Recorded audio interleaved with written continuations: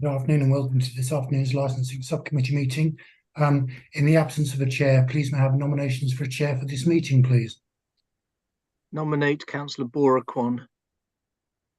Seconded. Thank you, councillors. Councillor Kwan as chair, if you'd like to proceed, please. Thank you very much. Good afternoon, everyone, and thank you to all those who are rejoining.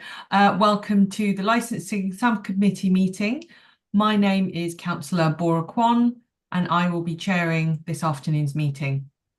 The meeting is being broadcast live on the Council's YouTube channel. If I lose connection, Councillor Wesley Harcourt will take over for me. I'd like to remind all participants of a few housekeeping points. Please keep your microphones muted unless you're speaking. Please keep your camera turned on when you speak at the hearing. And please note that the chat function has been disabled.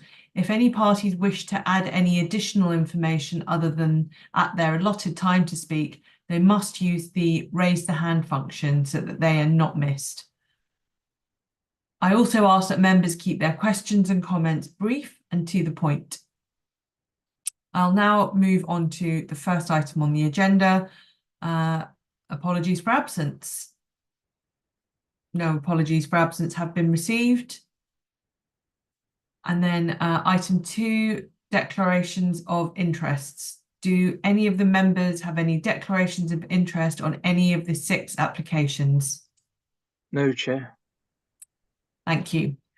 No declarations of interest. Right. So moving on to the first item of the afternoon.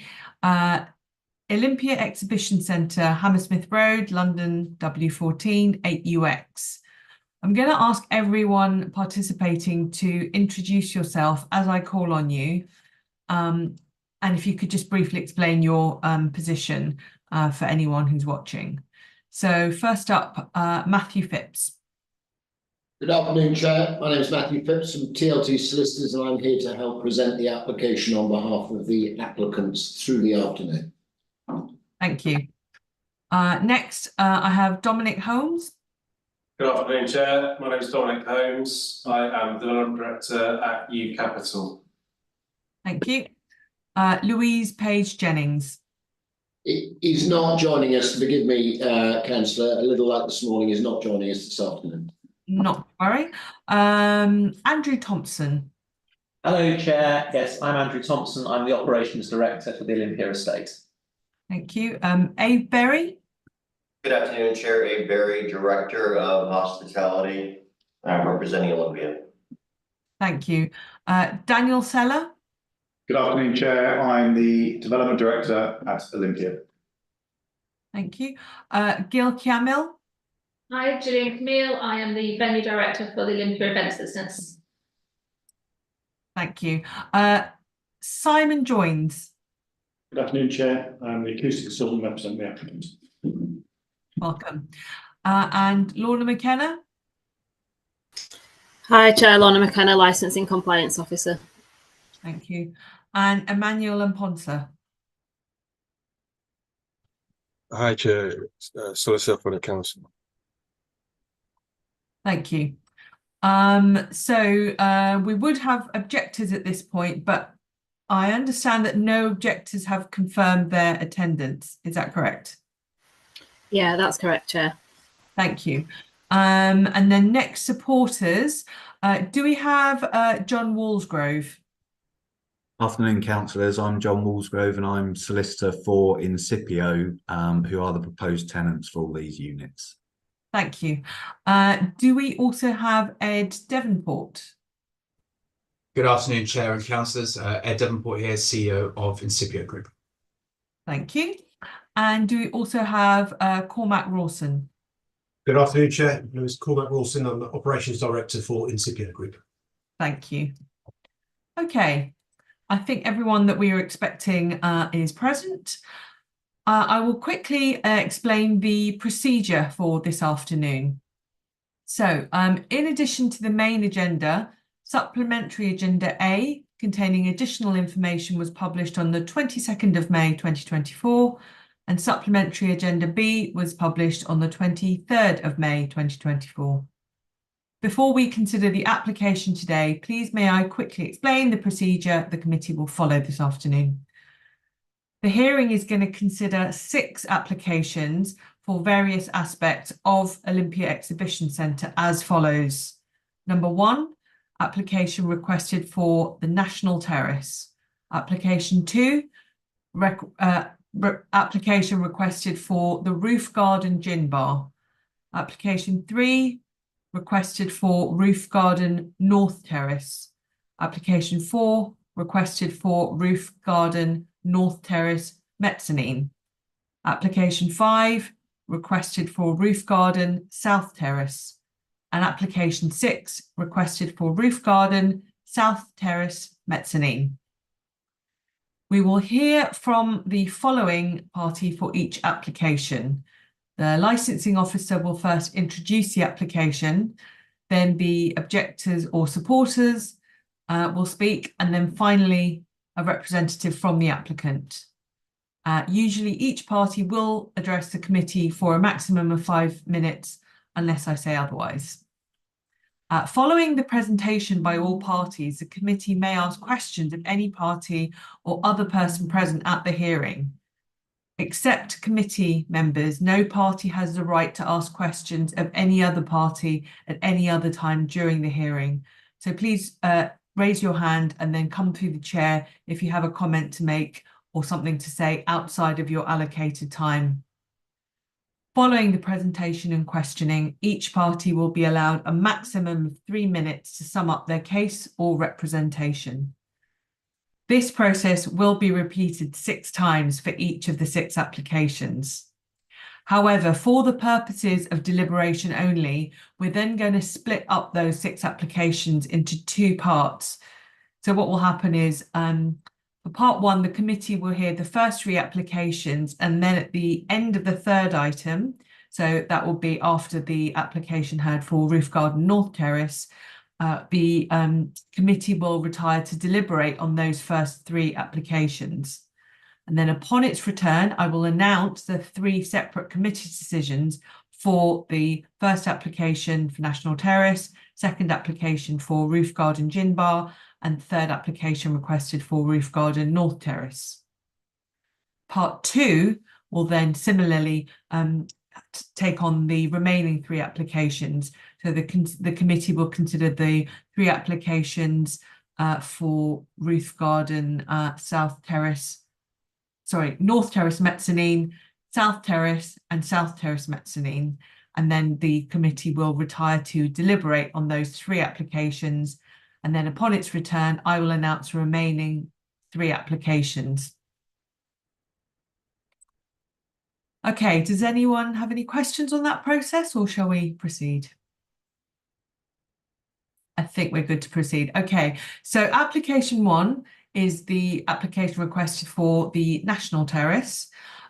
Presenting officer, can I ask licensing officer Lorna McKenna to introduce the application? Thank you, Chair. On the 26th of February 2024, TLT solicitors submitted an application on behalf of Olympus Property Holdings Limited, the applicant, for a provisional statement for the area of the development known as the National Terrace, Olympia Exhibition Centre, Hammersmith Road, London, W148UX. A provisional statement provides applicants with a means of establishing whether a premises that is being or about to be constructed or altered for the provision of licensable activities would be granted a premises licence after the building works are complete. The applicant proposes to operate the premises as a premium hospitality experience on the level 1 mezzanine that will include a champagne and sparkling wine terrace. A food menu is proposed to feature similar dishes with a variety of small plates, and the applicant has applied for the following licensable activities: the playing of recorded music indoors only, Mondays to Sundays between the hours of 10 a.m. till 11:30 p.m. The provision of late night refreshment indoors only, Mondays to Sundays between the hours of 11 p.m. till 11:30 p.m. and the sale of alcohol both on and off the premises, Mondays to Sundays between the hours of 10 a.m. till 11:30 p.m. The proposed opening hours for the premises are Mondays to Sundays between the hours of 8 a.m. till midnight, And the non-standard timings applied are that all licensable activities will be extended on New Year's Eve till 2 a.m. on New Year's Day, with the premises closing 30 minutes thereafter. The applicant has proposed a number of additional steps within their operating schedule to promote the 4 licensing objectives if the application is granted today. And during the consultation period, the licensing team received a representation from the noise and nuisance team objecting to the application to the National Terrace. In addition to this, the licensing section also received a further 12 representations from local residents objecting to the application being granted. A representation of support was received from Incipio Group Limited for the application for the National Terrace. And on the 21st of May 2024, following the removal of the playing of recorded music indoors only from the application, the noise and nuisance team confirmed that they withdrew their representation. And I can confirm that in addition to the main agenda, supplementary agenda items A and B, which contained additional information, were published on the 22nd and 23rd of May 2024 and have been circulated to all relevant parties. Thank you, Chair. Thank you. We have no objectors at this hearing this afternoon. So I'm going to move on to the people speaking in support of the application. So I'll come first to John Walsgrove. Thank you, Chair. I'll be as brief as I can, as I don't want to repeat anything that Matthew will be saying and take up more of your time than need be. So just for formality's sake, just referring to the agenda papers, you'll find Incipio's written representation at page 215. So I'd ask you to refer to that when you retire. And also detail about their premises that they intend taking at Olympia from page 218 onwards. And in respect of the National Terrace, you'll find that at page 223. The second document that Incipio produced with those representations was just about their company and their portfolio, and you'll find that at Appendix B to our representations at page 249. So I think all I want to say is that Incipio already operate licensed premises within Hammersmith and Fulham and have a great track record with your local authority, as they do with other local authorities where they have other premises. And you ought to be able to take confidence from the fact that they do work very closely with the responsible authorities in promoting the licensing objectives, and will ensure that if these licenses are granted, they will be operating very well managed quality premises which provide fantastic food and drinks to their customers with great service, but also more importantly with great responsibility for the local community within which they sit. So I'm going to leave the matter there, because I know Matthew will address you in more detail about some of the concerns and questions that you may have. I did watch the hearings this morning, so I appreciate some of the issues that were raised about dispersal of customers, etc., etc. So my final comment is simply this, that Incipio will be working closely with Olympia regarding the dispersal of customers from Olympia. They already have draft policies in place, but of course those will need to be finalised with Olympia nearer the time. So, councillors, I think I'll leave it there and hand over to Matthew. Thank you. You've already done my introduction for me, so can I ask Matthew Phipps, the applicant solicitor, to speak? You have up to 5 minutes. Thank you very much, Councillor. Obviously, as we are undertaking a second hearing this afternoon, I'm not presuming to adopt the same approach as we did for Pillar Hall, and so this will, if you will, revert slightly back to the theatre in terms of approach, just to make sure that everything is before you. There'll be no better example of this than this afternoon. There is a significant volume of paperwork, some of it common to all, some of it a little specific, some of it, if not all of it, familiar to you. But within the agenda, the particular matters that I'd be inviting you to give careful consideration to, first of all, the hours and activities can fairly be said to be in line with your policy, with premises locally, with Westfield, and with the planning permission. I can provide, if it helps, all the various page numbers, but I suspect it would be helpful if I just continued to work through the paperwork. The conditions, as you will have seen, are on any view comprehensive. They follow extensive pre-application consultation, not just, as you will have seen from the submissions document, with both the Metropolitan Police and the Licensing Authority, but also there was an all-parties meeting with all of the various officers. The conditions fairly set out all of the appropriate measures and controls that your policy articulates it expects to see, touching on all of the various issues, and it's precisely in line with the tone and tenor of the representations received from residents, who in a number of the representations say we expect to see this closely controlled. Within the supplementary agenda, there are a couple of overarching submissions which touch on a number of the points that we have engaged with officers and with, indeed, the committee on previous hearings about.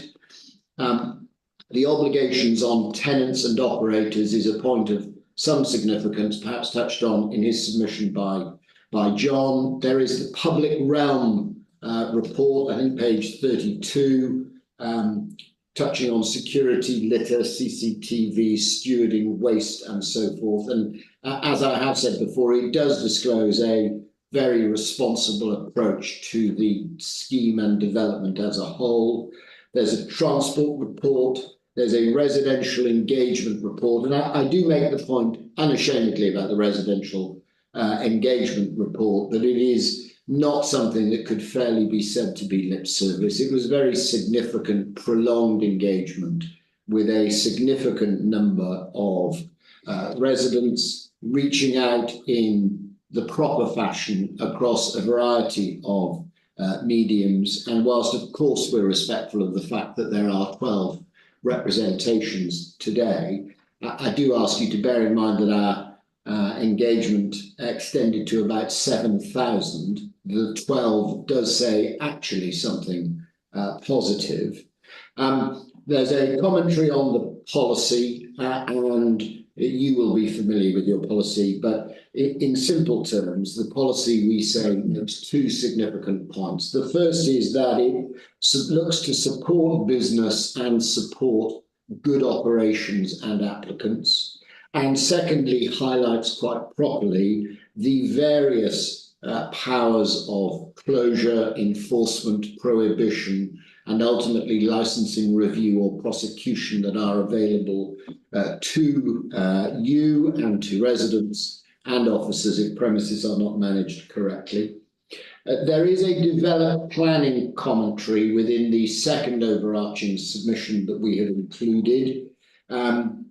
I do ask that to be a specific consideration when you come to deliberate, because you will see, and I think that it was effectively agreed by Environmental Health Office, that it sets a particularly strong or strict threshold for the control of operations. The operators, obviously, John, Ed and Cormac are here. But you will have seen, and John has already referred to, the specific submission that they've made and the helpful literature and materials that they've provided, both in terms of their aspirations for these units going forward, but also their track record of operating premises in London, and the materials rather speak for themselves. From our perspective, I do reiterate the point that I have made before now, that we have undertaken a very, very careful exercise to ensure that the standards that you would expect, but candidly we demand, are exhibited by all those who will be operating in this development, both in terms of the individual units, in terms of the relationship with residents, the relationship with officers, but it's significantly and importantly here, and the relationship with all of the other operations. And we are absolutely set on the fact through our engagement with all of the operators and occupiers that everyone will work harmoniously. And while some of the offers are quite properly diverse and there's a full range of different types and styles of operation, the collaboration and cooperation with ourselves and the tenants, but also betwixt and between the various operations, is an important part of all of this. And this afternoon, as John has highlighted, Incipio are before you, and they will be, all being well, taking all the units that we'll be considering this afternoon. In terms of the representations, I do make the point again that absent those representations, this application would of course be granted under delegated authority. Not all are easily attributable to all of the applications before you. With specific reference to this application and other applications this afternoon, fair to say that there is comment about these applications that can fairly be drawn from the representations quite properly. But you will also note that a number of them articulate concern about music, regulated entertainment from these units, and you will note that that has been withdrawn in its entirety. And I think Lorna mentioned recorded music was withdrawn. That was all that had been applied for, but that has been withdrawn. And that in turn occasioned the environmental health team to themselves withdraw. There's a report at supplementary, forgive me, B at 62 from Simon Joins from the acousticians, Johns Nash, who sits to my left, your right, who introduced himself earlier. And in due course, when you no doubt have questions, it may be that we will turn to him to provide some commentary. But again, as per the comment made earlier, when you come to retire, I would be inviting you to give careful consideration of that report.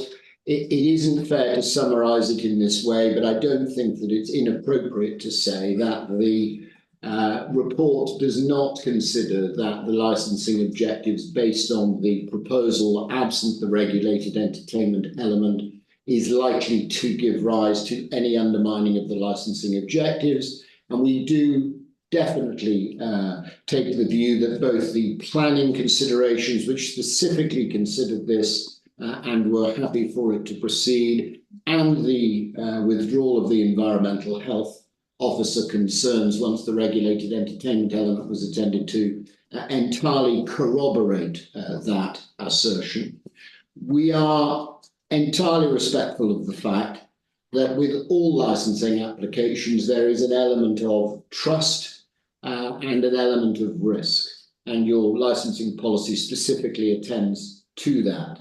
There's nothing wrong with that. That's candidly every application, but I do ask that you give consideration to the applicant, the operator, but also to the development as a whole and the interaction between the various units, because we say that the likelihood of the licensing objectives being undermined here is not so grave that the application need be further conditioned or restricted, that it's a perfectly good application to go forward, confident as you can be in the knowledge you have all of the enforcement powers were that not to materialise. And we take significant comfort and confidence from the fact that all of the responsible authorities, your experts, as the national guidance calls them, agree with that sentiment, hence their lack of engagement today.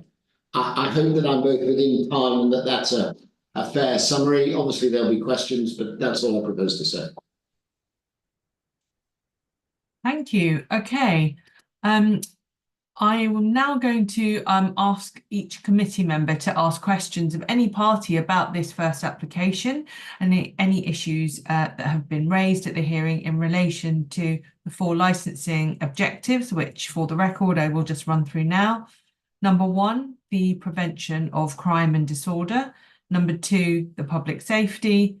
Number 3, the prevention of public nuisance. And number 4, the protection of children from harm.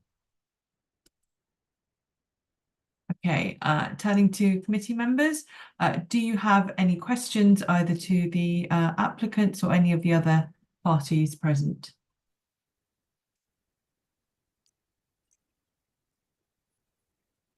Councillor Stanton? Thank you. I just have one question for now, I think.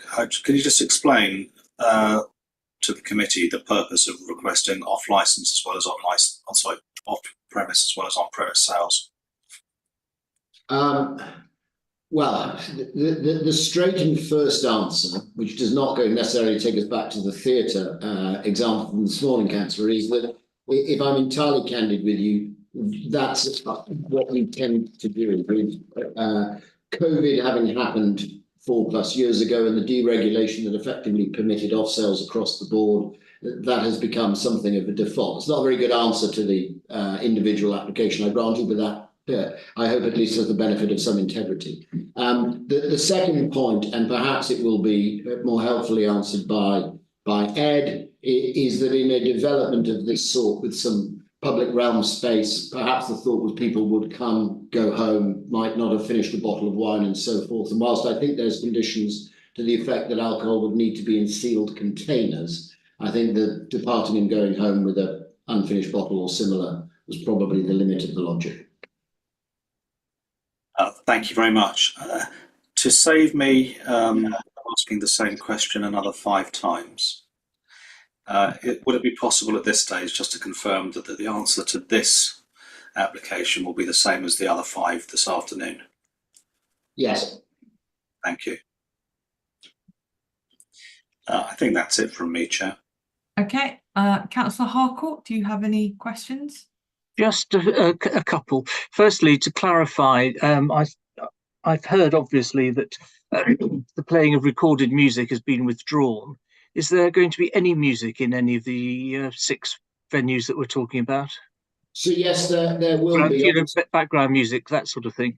Yeah, so yes, I think the straight answer is yes. And just to develop that a little, whilst any music played will effectively allow for conversation, there will be mood-setting music, there will be small speakers, there will be, and it isn't, of course, entertainment because of the deregulation of entertainment, but there will be background or similar, yes. Okay. I suppose the second question then is, again, it was raised in the representation, and I appreciate they don't necessarily all apply to every one of these applications. But as you said earlier, because there are separate hearings this morning, although some of the arguments and questions were rehearsed there, I will ask them again. And that's to do largely with noise. I've seen the report, obviously, but some of the venues that we're talking about are we're talking a roof terrace and such like, where sound will actually travel further. Could you tell me a little bit about what is being done to mitigate any such effects? So yes, I suspect that this is the point at which probably Mr. Jones enters the conversation, if you're happy for him to pick that. Absolutely. I suspect the report you're referencing is his report, so better he answers it than I. Good afternoon once again. Perfectly acceptable question. I was asked to look at the application, look at any sort of red flags, if you were, and from experience, crowd noise, regulated entertainment, of all the issues that we would normally look at. I think what we're presented with here is we've got a single operator running multiple smaller venues within the wider Olympia estate. It's in a controlled manner. We've got no regular entertainment. We are not proposing uses which will create a form of crowd noise, if you want to put it that way. So we've got a diffuse noise source of people enjoying, relaxing and drinking. Experience of all these type of venues, that noise over 70 to 90 metres towards the residents will just diffuse. It's not a focused noise source. It's not, we're not encouraging them to big crowd all shout at any one time. So we dealt with this diffuse noise source, no regular entertainment, background to manage those expectations of the people attending the venue, and therefore we come to that low risk conclusion that this is not going to cause any a loss of public nuisance in that area, purely on the type of use and the distance to the receptors. Yep, thanks for that. Thank you very much for that. I appreciate what you're saying, but it's not a question of people being antisocial or doing anything untoward, but just social interaction actually does generate a fair amount of noise, and the higher up you are, the further things travel, especially on hot summer's days and such like. It does. I agree with you fully on that one. The experience of similar venues across London and across the UK is that crowd noise on a summer's day becomes a hubbub of noise in the background in an area which is a mixed-use development with high background levels from traffic and noise. I don't believe there's a significant risk from that becoming anything more than that, and particularly with the controls we've got in place on this venue, specific to this venue and its operation. Okay, thank you. And back to Matthew, I think this is you again. Obviously, that there's an issue around dispersal and people leaving. Presumably, it's spread over a period of time, unlike where there's an individual event and everybody will depart at the same time. Do you have any comment on the sort of timing and dispersal and such like? And obviously, there's issues of noise as people leave.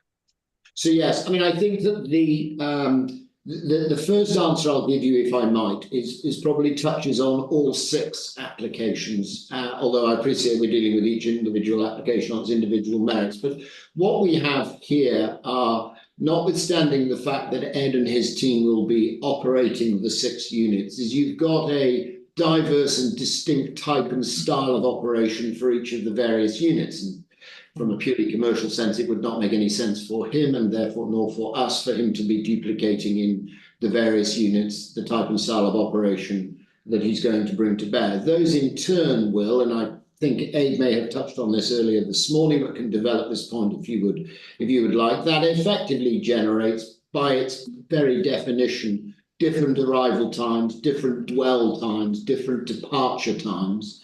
And that effectively goes, if you don't mind me saying so, to the point really that you came to at the end of the question, was that there is effectively a long, slow arrival and a long, slow dispersal, rather than, if you will, a hard stop or whatever you might want to call it. So that's issue 1.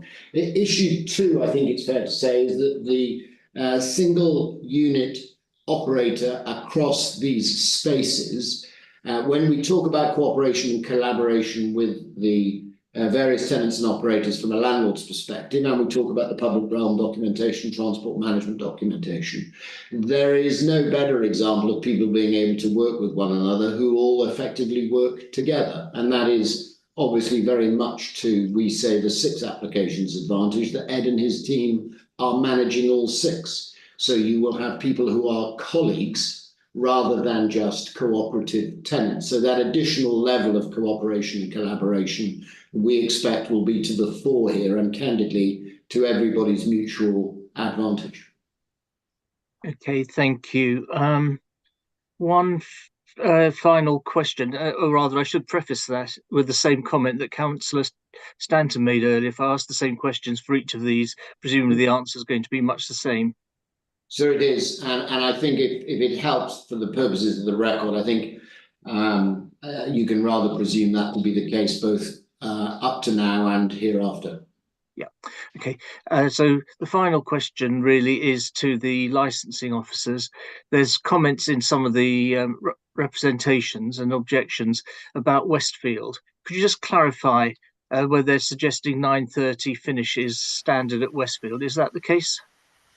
Yeah, like I confirmed in the earlier hearing today, without looking through every single record, but from previous hearings when I checked, there is licenses granted past 9:30 p.m. for premises in Westfield if the license holders are choosing not to operate up until the licensable hours. That's well, they are within the right to do that, but they are granted up until at least 11 p.m. Okay, thank you. That's all from me. Thank you. I've got one question for Olympia, so I think Matthew, you probably be able to answer. This applies. I'm asking about all 6, apart from maybe the gin bar, which I think is indoors and is now is also referred to as a private dining area. But the remaining 5, are they all-weather venues? So even if it rains, although they're a roof terrace, will people still be able to use outside, or will they need to all be come indoors if the heavens open? If I may just develop the gin bar point first of all, the North Terrace and the South Terrace are the same as the gin bar in that they're effectively enclosed. The ones that have the external facility are the mezzanine South Terrace, mezzanine North Terrace, and significantly for the purposes of the current application, and the National Terrace. In terms of the Heatherwick Arch, the North Terrace is significantly covered by the arch. The South Terrace, fair to say, less so, but in part because it's a slightly wider terrace than the North Terrace is. But the National Terrace is not covered, and so in inclement weather, the structure and layout of the National Terrace, well, unless you were a particularly hardy soul, would not really allow for you to be out there. I think I ought to just jump in there. So Incipio's intention is to install retractable roofs on the outside spaces where there's any seating, so that if there is inclement weather, then the roof can come over and cover those people below. Okay, but the just in terms of capacity, if that wasn't in operation, if you were at maximum capacity, sort of the outdoors and the indoors, if people had to come in, you'd be able to sort of accommodate people in the indoor. I'm thinking about if you had a particularly busy exhibition going on, and so you were sort of really at sort of the maximum capacity that the space is designed for, or space is, sorry. Forgive me, is that for John or for me? Forgive me, sorry, I think we're do you know what? I wasn't sure, so sorry, I was looking down at my screen at John, but whoever can answer, yes. Well, look, in terms of the application and the conditions, then we would need, obviously, to manage the premises according to the legitimate capacity. That's actually a specific condition within the licence already. There's a second condition which overlays on that across all 6 licences, that we would be needing to undertake risk assessments for door security. And so if we take the particular exhibition that was particularly popular, perhaps with particular weather, that would all feature in any risk assessment and analysis. So that might be a means by which we would be managing it. But I think the overarching observation is, candidly, it's for us to manage it, and we would need to accommodate people because we are, after all, in the hospitality business. But bluntly, if we were full, we were full, and unfortunately you wouldn't be able to come in. Okay. The next question I have is a sort of general question that covers all the 6. So I think it's probably best to ask now, and it's mainly to the Incipio representative, in that there was quite a sort of detailed and quite a lot of information about the kind of design and concept of the different spaces. How set are they at the moment in terms of the sort of like the different sort of spaces and the kind of atmosphere and crowd that you're intending to sort of draw in, and this kind of food and ambiance provision that you're making? Thank you, Chair, and councillors. Do you want me to answer that? Sorry. Yes. If anyone from your side that it's most appropriate, please jump in. No, sure. We're pretty far down the line in terms of the concepts for each space. We're working closely with the landlord and our various partners to make sure they're in keeping with what the spaces require and what we feel the guest profile will be looking for within the various venues, whilst making sure that we don't sort of cross-pollinate, if you like, and have too many of the same offerings. So we're quite far down the line in that sense there. And in terms of how the venues will operate, they will be done on that sort of individual basis and what they're looking to achieve. Okay. I don't want to pick too much at the words in there, because I know that these are quite often sort of vision documents, so on. Just looking at the the national terrace description, it does say here that you are not compromising on being a vibrant and a buzzy place to visit for drinks.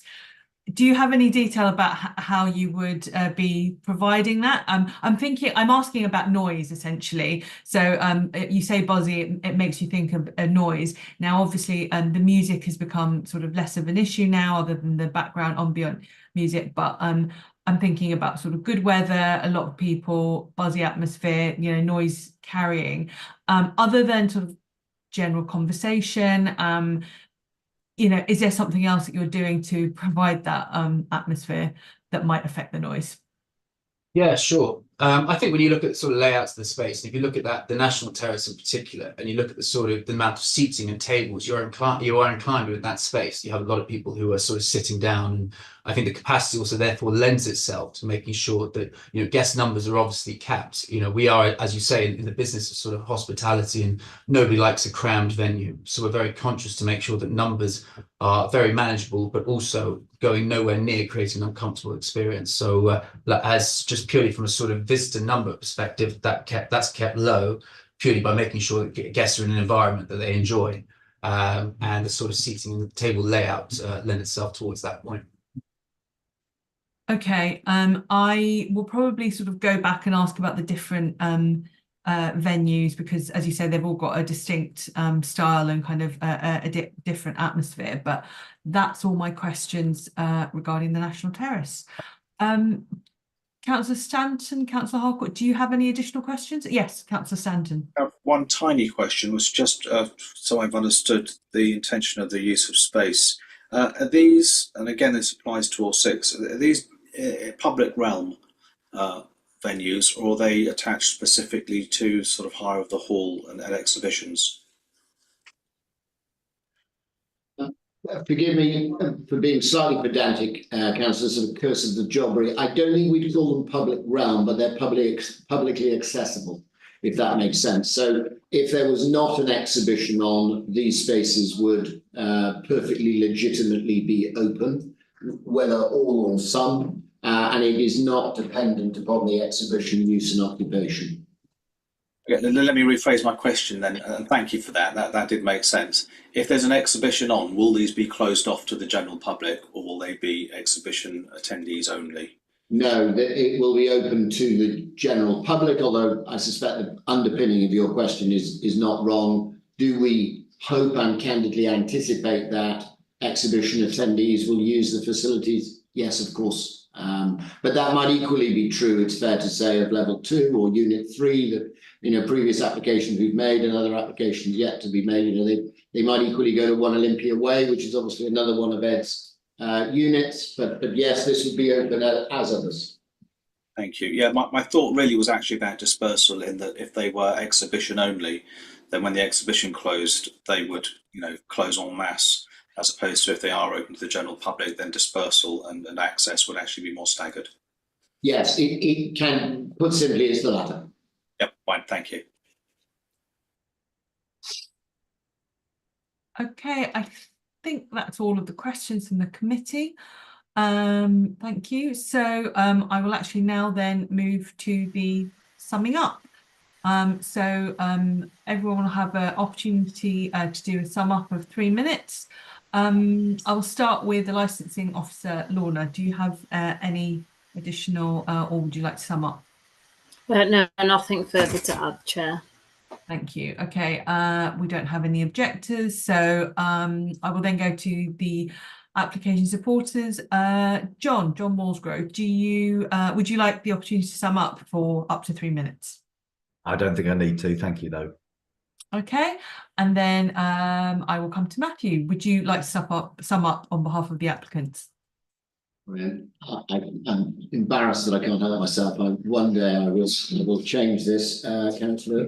But Councillor, look, I suppose that the point of significance to make is this: that these, and I hope it's fairly reflective of all 6, and I appreciate we are only dealing with the National Terrace, but these are carefully thought through applications that have not been submitted in haste.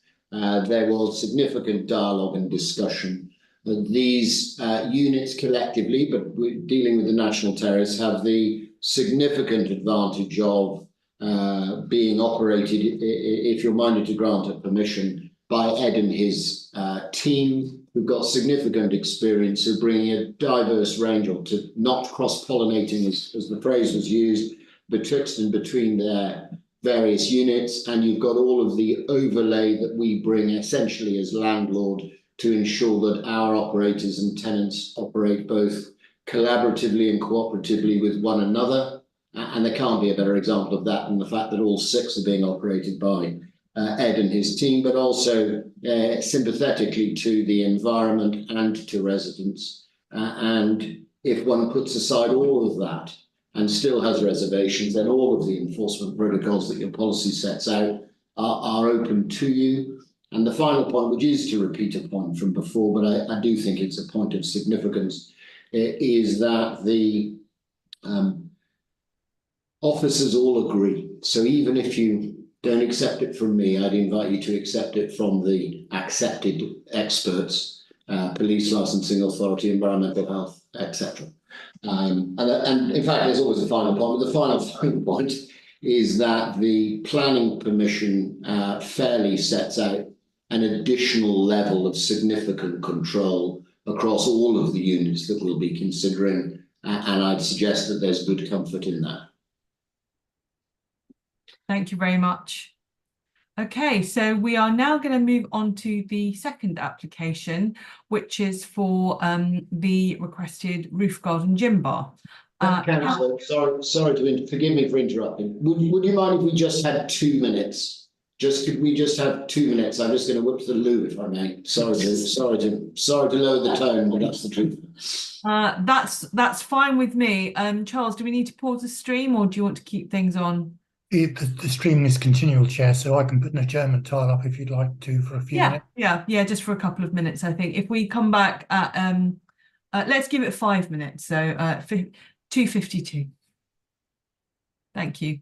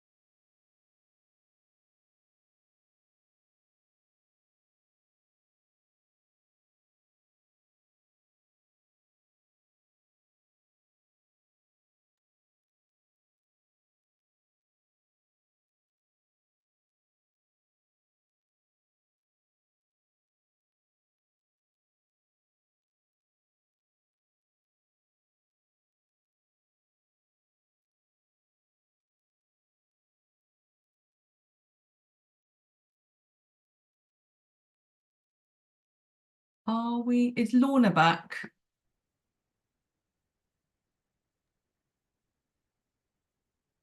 Yes. Yes, Chair, yeah. Okay, and is Emmanuel also present? Not at the moment. Oh, yes, Oh, he is. no. He's just come back, yeah. That's it. Everyone's back, Chair. Okay, let's resume.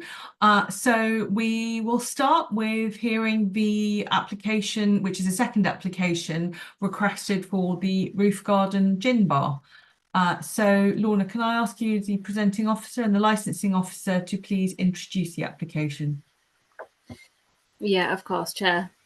On the 26th of February 2024, TLT solicitors submitted a number of applications on behalf of Olympus Property Holdings Limited, the applicant, for a provisional statement for the area of the development known as the Roof Garden Gym Bar, Olympia Exhibition Centre, Hammersmith Road, London, W148UX. The applicant proposes to operate this premises as a bar on level 2 with dining that is linked to the North Terrace. The licensable activities that have been sought are the performance of live music indoors only, Mondays to Sundays between the hours of 8 a.m. and 11:30 p.m. The playing of recorded music indoors only, Mondays to Sundays between the hours of 8 a.m. till 11:30 p.m. The provision of late night refreshment indoors only, Mondays to Sundays between the hours of 11 p.m. till 11:30 p.m. and the sale of alcohol both on and off the premises, Mondays to Sundays between the hours of 8 a.m. and 11:30 p.m. The proposed opening hours for the premises are Mondays to Sundays between the hours of 8 a.m. till midnight, and the non-standard timings applied are that all licensable activities will be extended on New Year's Eve till 2 a.m. on New Year's Day, with the premises closing 30 minutes thereafter. The applicant has proposed a number of additional steps within their operating schedules to promote the 4 licensing objectives if the application is granted. During the consultation period, the licensing team received a representation from the noise and nuisance team objecting to the application for the roof garden gym bar, and the licensing section also received 12 representations from local residents objecting to the license applications. One representation of support was received from Incipio Group Limited for the application to be granted in respect of the gym bar. And on the 21st of May 2024, following the removal of the playing of recorded music indoors only from the application, the noise and nuisance team withdrew their representation. And I can confirm, in addition to the main agenda, supplementary agendas item A and B, which contained additional information, were published on the 22nd and 23rd of May 2024 and have been circulated to all parties. Thank you, Chair. Thank you. So we would be hearing from objectors next, but no objectors have confirmed their attendance. And therefore I will move to the supporters. So that's back to you, John, for Incipio. 5 minutes. Thank you, Chair. Obviously adopt my previous representations and refer you to the documents submitted by Incipio in your agenda. Just as a reminder for formality's sake, that was our written representation at page 215 and the documents produced by Incipio at page 218 and 249. Just one thing on the application, it was originally referred to as a gin bar, but as you asked a question about are these concepts sort of set in stone, and you heard Ed's reply. In fact, the gym bar is going to be a private space, a private dining room, which will have, meetings, business meetings during the day, and likely private hire events during the evening. So that concept has slightly changed from when the provisional statement application was first submitted, although you will have seen the detail in the documents that we put forward that it was proposed to be this private dining area. So really that was the only clarification I needed to make. I'd ask you to adopt the representations that we made on the previous application. Of course, either Ed or myself will be happy to answer questions in due course. So thank you for listening and thank you for your time in reading the voluminous documents. Thank you. And then I will turn to Matthew for the applicant. Sorry, Chair. Lorna has her hand raised. I don't know what pertinent point she needs to make. Oh, yes. Sorry, I didn't see you. Yeah, Lorna. It's okay. Apologies. I forgot to mention that with the gym bar, and the applicants also withdrawn the live music element as well, and that was part of the agreement with noise and nuisance. Sorry, I forgot to include that in my introduction. Thank you for reiterating that. Matthew, yes, I'll come to you. Chair, thank you very much. Yeah, just deal with the regulated entertainment element first. It was first applied for, it has subsequently been withdrawn, and that occasioned the environmental health officer to withdraw as well. This is an enclosed space on the north terrace, effectively the room at the end, for want of a better phrase, on the east side. It is perhaps akin, perhaps only for Councillor Stanton's benefit, to sort of units 1 and 2 from level 2 from a week or so ago, to be operated obviously by Ed and his team. And I do make the point about the benefit of cooperation and collaboration between not just tenants, landlord, but also colleagues within the Incipio group. Tempted though I am, of course, to take you through all of my submissions. I think as we are on application 4 today, you'll be familiar with the various points about pre-application consultation, dialogue, discussion, conditions, planning, Mr. Jones's report, and so forth. And so, without in any way appearing flippant, I think this may be a better application to be attended to by way of questions, perhaps, rather than long submissions. Thank you. Okay, and with that, I will turn to the committee members to pose any questions to any of the parties relevant. That's a head shake from Councillor Stanton. Councillor Harcourt, do you have any questions? Nothing that I didn't ask last time. Okay. Can I just verify, is the what on the applications, the gin bar is now the north private room? Is that correct? That's on your the sort of deck presented with the concepts of the different spaces. I think that's to John. Yes, that's correct. Yes. Absolutely. Okay. That mentions a karaoke room within. Is that within that space? It is within that space. That's a concept which hasn't yet finally been determined. Right. But if, as you're well aware, music can take place on licensed premises. If that is something that they are going to commit to, Incipio have their own noise consultants, and they will ensure that there's no escape of noise from that room that would cause any public nuisance. So it's a little bit up in the air at the moment. They may do it, they may not do it. But if they do, their own acoustic consultants will be giving them the proper advice during the fit out as to what's going to be required to ensure there's no escape of the music. Okay, I just wanted to clarify. I mean, I'm less concerned about that for sort of noise leakage to the outdoors, because that's enclosed. But yes, I just wanted to verify that that was the correct space, because obviously it's gone through a name change. Okay, that was my only question regarding that.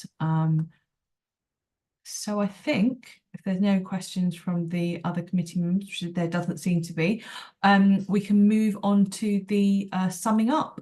So Lorna, is there anything further you'd like to sum up on?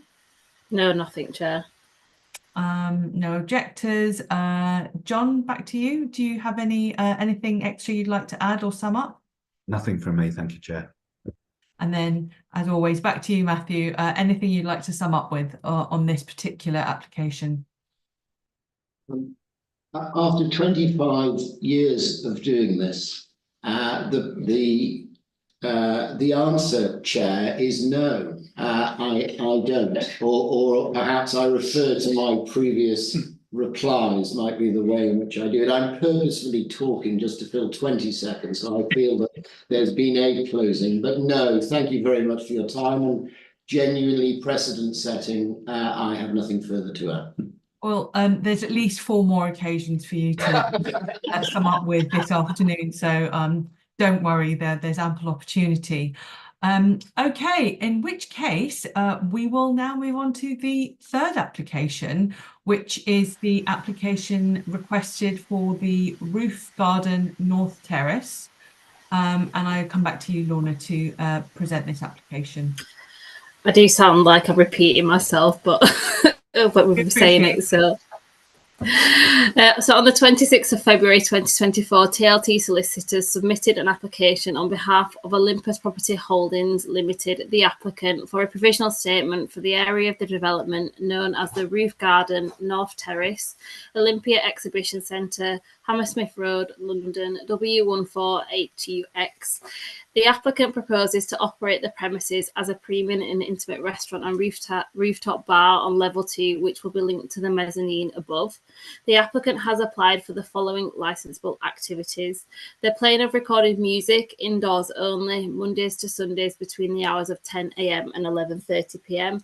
The provision of late night refreshment indoors only, Monday to Sundays between the hours of 11 p.m. and 11:30 p.m.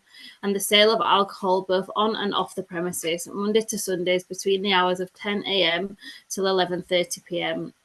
The proposed opening hours are Mondays to Sundays between the hours of 8 a.m. till midnight, and the non-standard timings applied for are that all licensable activities to be extended on New Year's Eve till 2 a.m. on New Year's Day, with the premises closing 30 minutes thereafter. The applicant has proposed a number of additional steps within their operating schedule to promote the 4 licensing objectives if the application is granted today.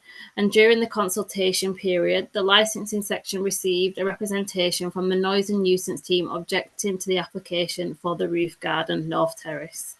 In addition to this, there was also a further 12 representations from local residents objecting to the licensing application.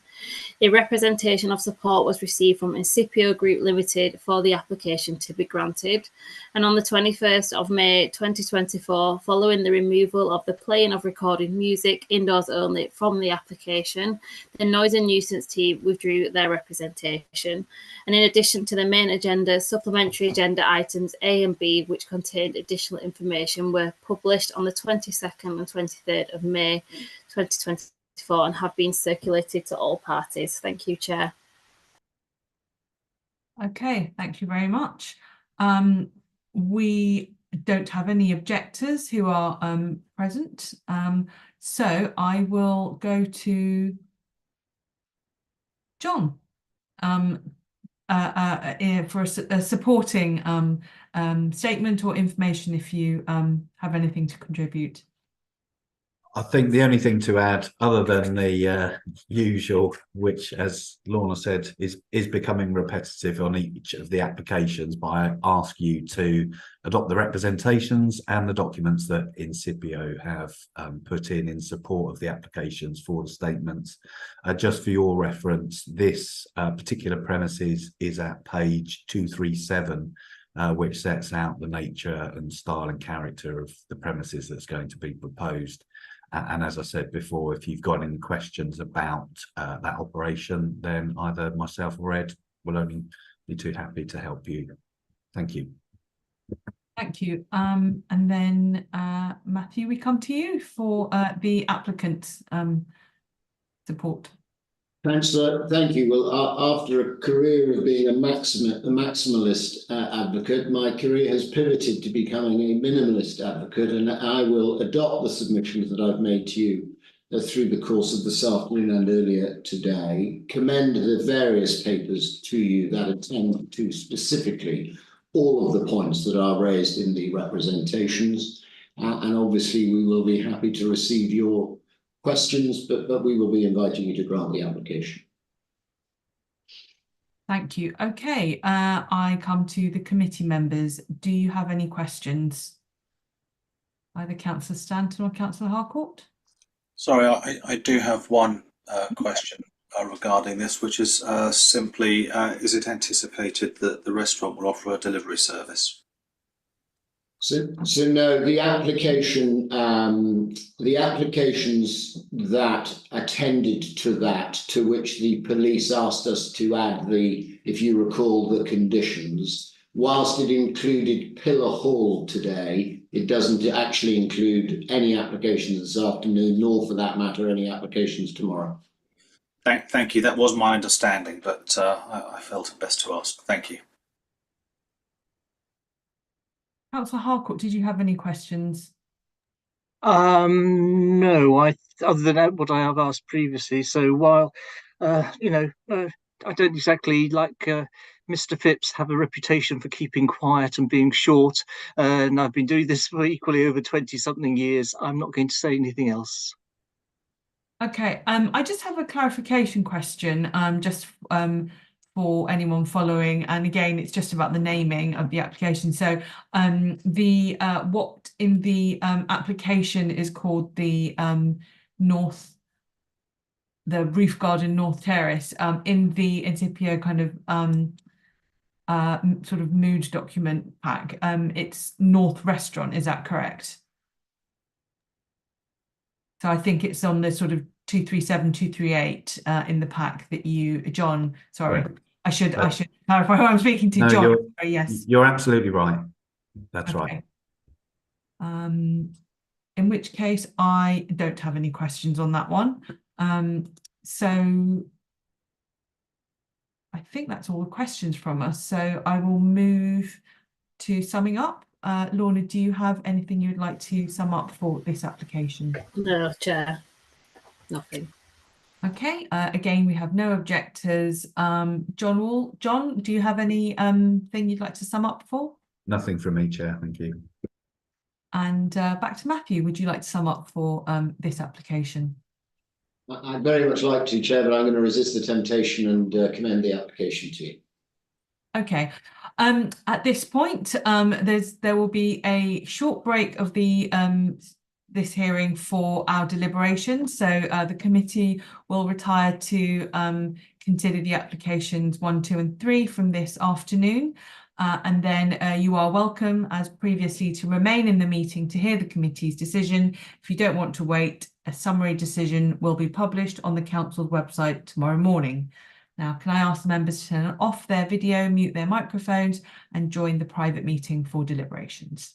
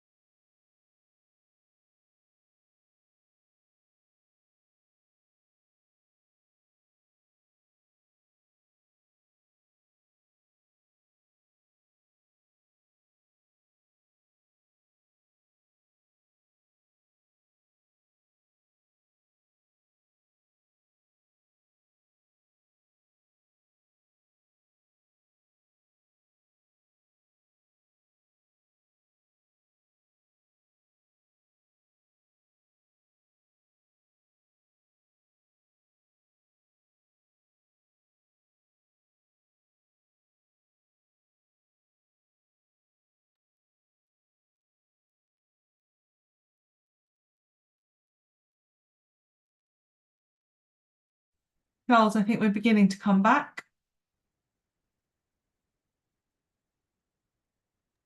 Thank you, Chair.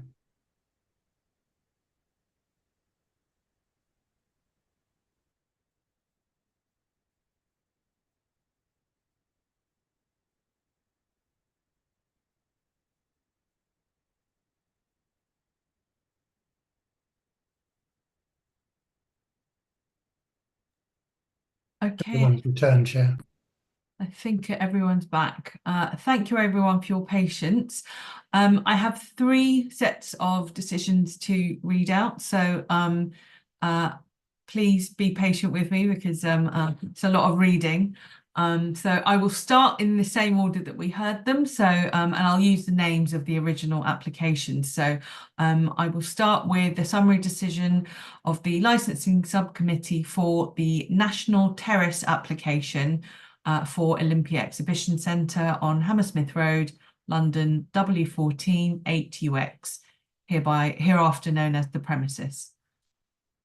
The committee has considered an application for a provisional statement for the following licensable activities under the Licensing Act 2003, hereafter known as the application. The provision of late night refreshment indoors only, and the sale of alcohol both on and off the premises. In summary, the committee decided, after taking into account all of the individual circumstances of this case and the promotion of the 4 licensing objectives, to, number 1, grant the proposed hours that the premises is open to the public as follows: Mondays to Sundays between 8 AM to midnight. Number 2, to grant the proposed hours for the provision of licensable activities as follows: the provision of late night refreshment indoors only, Mondays to Sundays between 11 PM to 11:30 PM. The sale of alcohol both on and off the premises from Mondays to Sundays between 10 AM to 11:30 PM. And seasonal non-standard timings, all licensable activities extended on New Year's Eve to 2 AM on New Year's Day, with the premises closed 30 minutes thereafter. Number 3, attach the proposed conditions by the applicant. The licensable activities granted as referred above would come into effect when an application for a premises licence will be submitted and approved by the council. The premises construction shall be completed in a manner which substantially complies with the schedule of works referred to in the application and the accompanying plans. A copy of this committee's full decision, including setting out details of this decision, together with its reasons, will be sent to the parties forthwith. If the applicant or any person who has made a relevant representation is unhappy with the terms of the provisional statement issued, they are entitled to appeal to the Magistrates' Court within 21 days from the date of notification of the full decision. Thank you. And then going on to the second decision letter, which is the summary decision of the licensing subcommittee for the Roof Garden Gin Bar, Olympia Exhibition Centre, Hammersmith Road, London, W14 8UX, hereafter known as the premises. The committee has considered an application for a provisional statement for the following licensable activities under the Licensing Act 2003, hereafter known as the application. For the provision of late night refreshment indoors only, the sale of alcohol, both on and off the premises.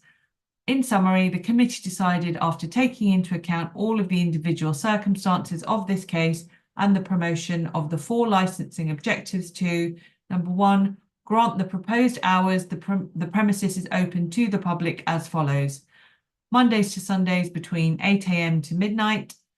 Number 2, grant the proposed hours for the provision of licensable activities as follows: the provision of late night refreshment indoors only from Mondays to Sundays between 11 PM to 11:30 PM, and the sale of alcohol both on and off the premises Mondays to Sundays between 8 AM to 11:30 PM. Seasonal and non-standard timings, all licensable activities extended on New Year's Eve to 2 AM on New Year's Day, with the premises closed 30 minutes thereafter. Number 3, attach proposed conditions by the applicant. The licensable activities granted as referred above would come into effect when an application for a premises licence will be submitted and approved by the council. The premises construction shall be completed in a manner which substantially complies with the schedule of works referred to in the application and the accompanying plans.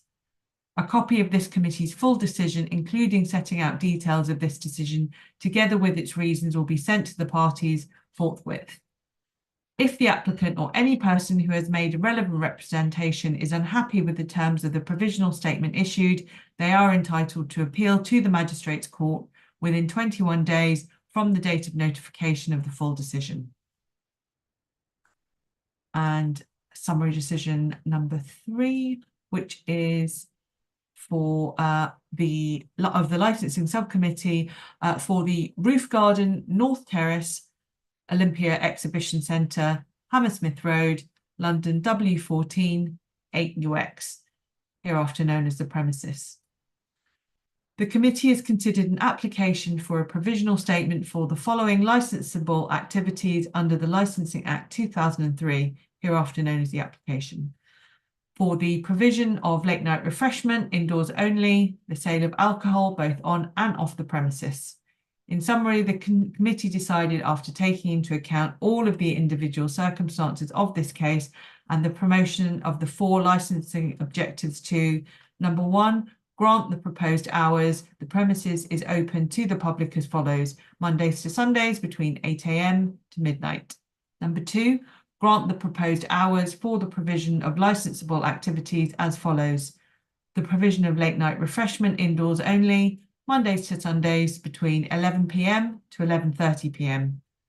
The sale of alcohol both on and off the premises, Mondays to Sundays between 10 AM to 11:30 PM. And seasonal non-standard timings, all licensable activities extended on New Year's Eve to 2 AM on New Year's Day, with the premises closed 30 minutes thereafter. Number 3, attach the proposed conditions by the applicant. The licensable activities granted as referred above would come into effect when an application for a premises licence will be submitted and approved by the council. The premises construction shall be completed in a manner which substantially complies with the schedule of works referred to in the application and the accompanying plans. A copy of this committee's full decision, including setting out details of this decision together with its reasons, will be sent to the parties forthwith. If the applicant or any person who has made a relevant representation is unhappy with the terms of the provisional statement issued, they are entitled to appeal to the Magistrates' Court within 21 days from the date of the notification of the full decision. Thank you for your patience. Okay, we are now going to proceed to application number 4. And then we will hear application 5 and 6 before deliberations. So application number 4 is for the Roof Garden North Terrace Mezzanine. I will come to the presenting officer, Lorna McKenna, licensing officer, to introduce the application. Thank you, Chair. On the 26th of February 2024, TLT solicitors submitted an application on behalf of Olympus Property Holdings Limited, the applicant, for a provisional statement for the area of development known as the Roof Garden North Terrace Mezzanine, Olympia Exhibition Centre, Hammersmith Road, London, W148UX. The applicant proposes to operate the premises as the top floor of a premium and intimate rooftop bar and restaurant on level 3, which will be linked to the restaurant on the North Terrace. The applicant has applied for the following licensable activities: the playing of recorded music indoors only, Mondays to Sundays between the hours of 10 AM till 11:30 PM. The provision of late night refreshments indoors only, Mondays to Sundays between the hours of 11 PM till 11:30 PM. The sale of alcohol both on and off the premises, Monday to Sundays between the hours of 10 AM till 11 PM, and Monday to Sunday between the hours of 8 AM till midnight. The non-standard timings applied for are that all licensable activities are extended on New Year's Eve to 2 AM on New Year's Day, with the premises closing 30 minutes thereafter. The applicant has proposed a number of additional steps within their operating schedule to promote the 4 licensing objectives if the application is minded to be granted today. During the consultation period, the licensing section received a representation from the noise and nuisance team objecting to the grant of the application. In addition to this, the licensing section also received a further 12 representations from local residents, all objecting to the license application being granted. One representation of support was received from Incipio Group Limited for the application to be granted, and on the 21st of May 2024, following of the removal of the playing of recorded music indoors only from the application, the noise and nuisance team withdrew their representation. And I can confirm, in addition to the main agenda, supplementary agenda items A and B containing additional information were published on the 22nd and 23rd of May 2024 and have been circulated to all parties. Thank you, Chair.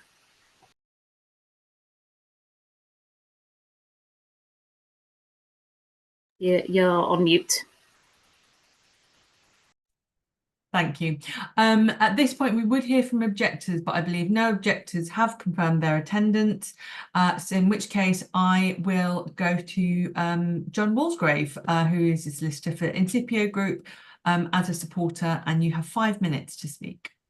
Thank you, Chair. As with previous applications, please refer to our representation at page 215 and supporting documents from Incipio, pages 218 and 249 onwards.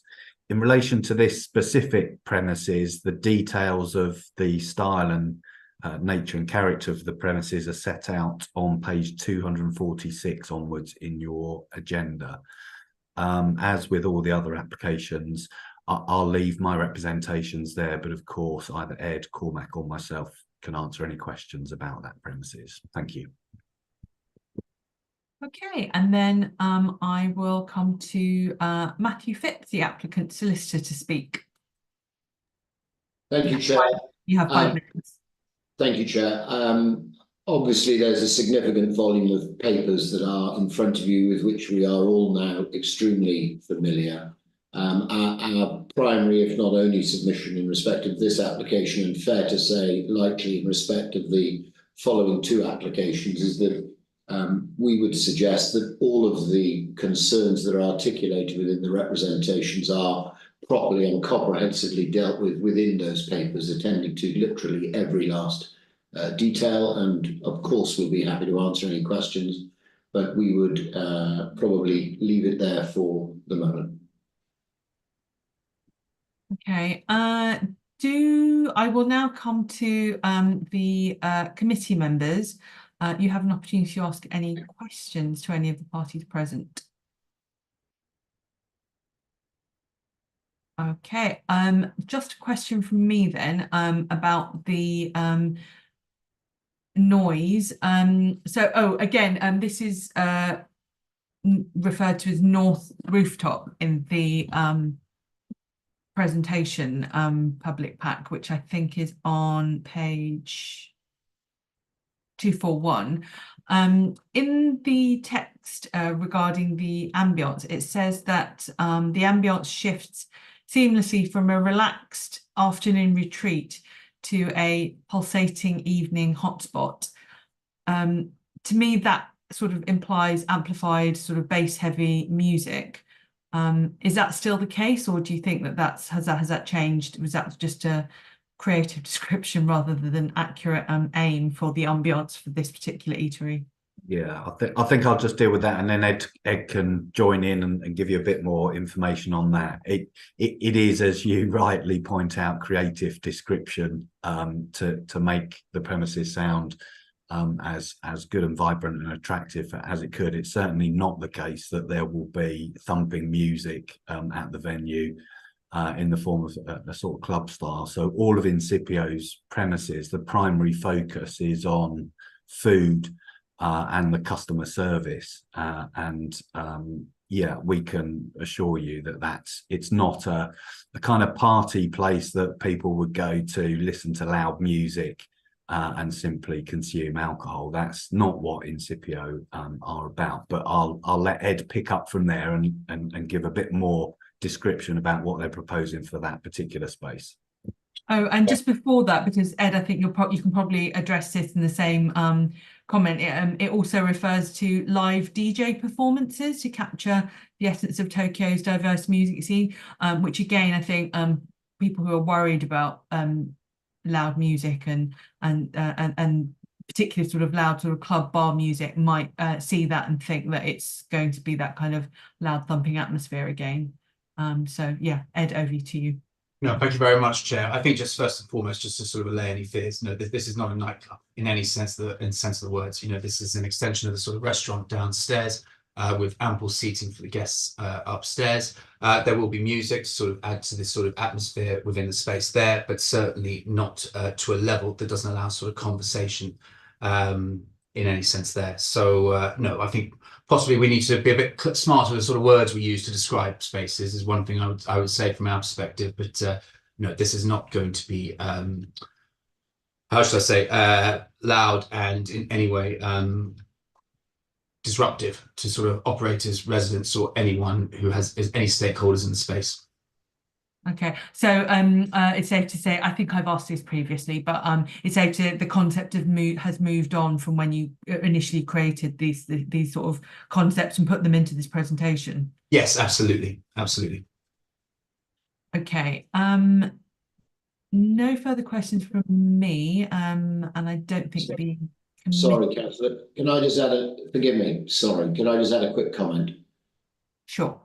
Thank you. Only just in terms of the point just raised by Ed and John, the representation you'll see that they helpfully submitted was effectively 2 months ago, and from memory was prior to the receipt of the representations from residents and the engagement of environmental health. So things have moved on, not least in terms of responding to and considering the response to the application when it was first submitted. So it's a modest point, but one I felt needed to be made. Okay, thank you, that was helpful. Okay, so I'm going to come to the summing up. Lorna, do you have anything further to sum up on?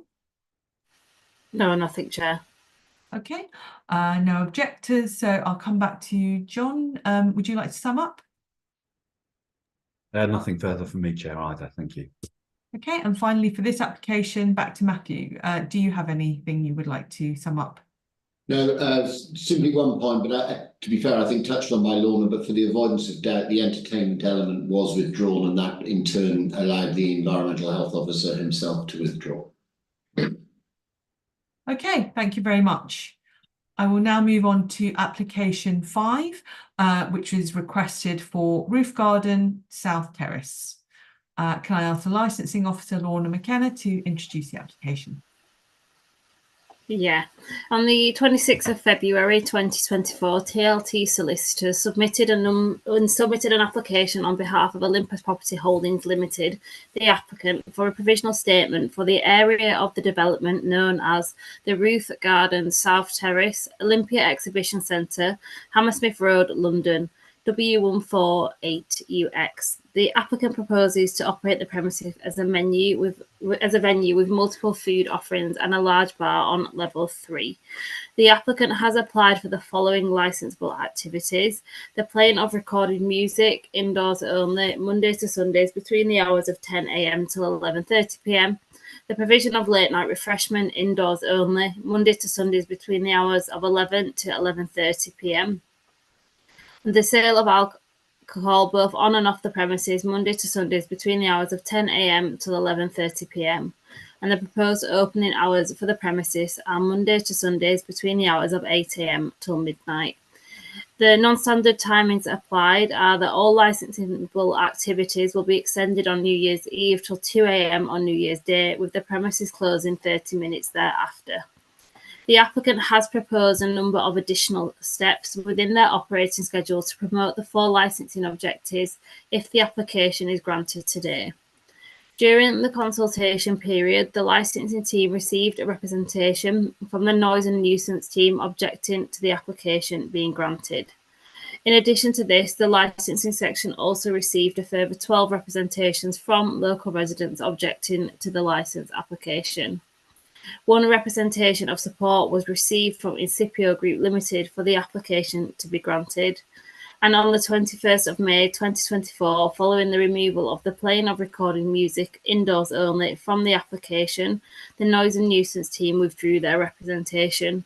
In addition to the main agenda, a supplementary agenda item A and B containing additional information was published on the 22nd and 23rd of May and has been circulated to all parties. Thank you, Chair.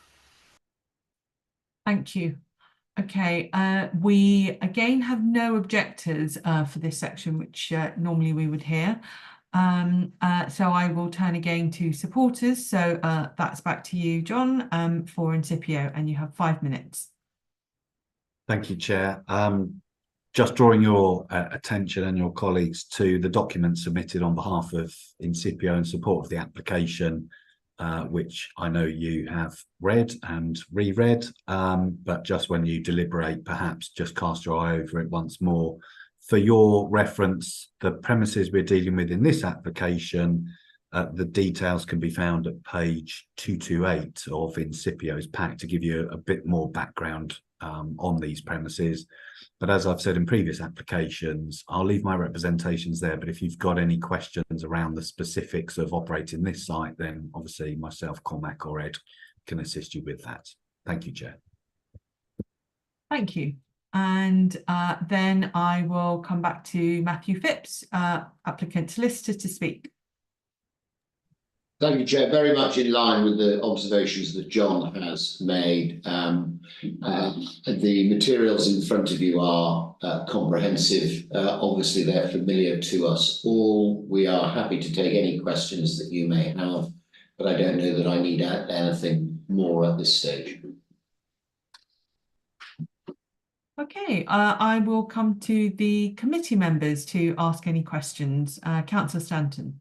Thank you. Can I just check, this is really for clarification, that we're in the brochure here, this is the South Food Hall. Yeah, okay, no further questions. Councillor Harcourt, do you have any questions? Nothing from me. Okay. This is the largest capacity of the 6 venues I think we're looking at this afternoon. Is that correct, John? You look like you're nodding there. Yes, that's correct. It's the largest one. Right.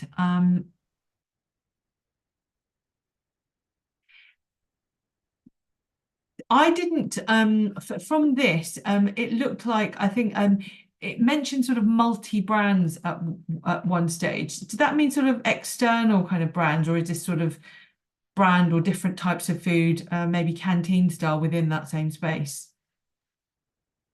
Ed, can you pick up on that for me, please? Yeah, sure. Thank you very much, Chair. This is multiple food offerings within this space. So there are 4 food kiosks within this space. They will all be managed internally by Incipio Group via a CPU, which is nearby, sort of central production unit. The food offerings are farm to fork, bakery, coffee shop, burger unit, and a sort of fried chicken concept as well. Right. So it's not sort of 4 different companies, franchises coming in under your, or anything like that. It's still all operated by you and comes from that kitchen, and the alcohol and everything is still all on Absolutely. control. 100% operated by Incipio. Okay, thank you. I don't have any further questions, and I don't think the other members of the committee do either. In which case, we will come back to summing up. So I'll come back first to the licensing officer. Lorna, do you have anything further to sum up on? Nothing further to add, Chair. Okay, no objectors to sum up. So I'm coming back to the supporters. So John Walsgrove. Nothing further from me, Chair. Thank you. Okay, and finally for this application, Matthew Phipps for the applicant. Thank you, Chair. One just very modest point, just picking up on Ed's point about the way in which the food offer will be provided. That is just touched on in the original operating schedule that was served, and whether it's translatable as a specific condition, it's precisely in line with that which was first applied for. Nothing further to add. Great, thank you very much. And in which case, we now come on to the 6th and final application of the afternoon and the day, which is the application requested for which is known as the Roof Garden South Terrace Mezzanine. So coming back to Lorna McKenna as the licensing officer to introduce the application, please. Thank you, Chair.